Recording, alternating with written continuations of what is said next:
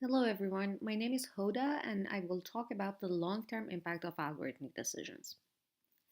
Automated decision-making systems are increasingly employed to make consequential decisions for humans. For example, a bank may use the data of its past clients to learn a model that predicts whether a new applicant would pay back their loan in time and then make approval/rejection decisions accordingly.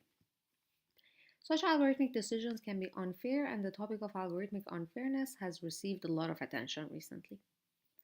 Most existing notions of algorithmic fairness are static or one-shot.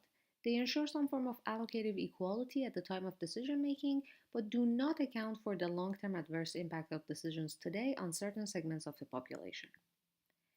More specifically, existing notions such as statistical parity or equality of odds require the model to distribute various types of predictions or errors equally across groups, but they do not take into consideration the fact that for members of the advantaged groups, these potentially erroneous predictions may be easy to overturn, whereas for individuals belonging to disadvantaged groups, it may take a significant amount of effort to obtain the qualifications necessary for better decisions.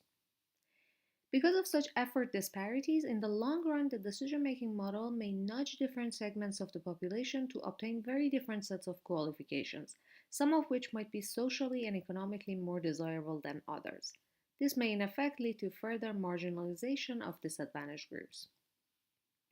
Motivated by these concerns, our first contribution is to propose an effort based measure of unfairness for algorithmic decisions.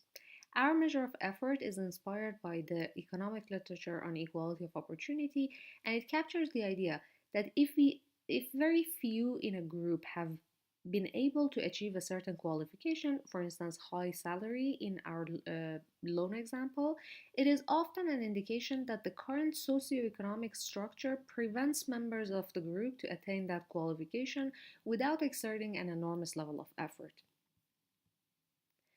Building on our measure of effort, our second contribution is to present a data-driven framework for characterizing the long-term impact of algorithmic policies on reshaping the population.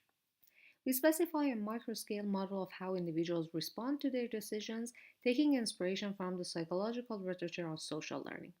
We posit that individuals observe and imitate the qualifications of their so-called social models. A social model is another decision subject whose imitation would lead to a positive utility. With this model, we can simulate an individual's response by first selecting a social model for him or her, let's say from the training data. We then assume the individual exerts effort to attain her model's qualifications if and only if doing so improves her overall utility. To understand the macro scale impact of individual responses, we employ existing measures of segregation from sociology. This allows us to quantify how the distribution of qualifications for each group changes in response to a given model. Importantly, we observe that different models may shift the group conditional distribution of qualifications in different directions. We also look into the impact of fairness constraints and observe that they do not always alleviate segregation.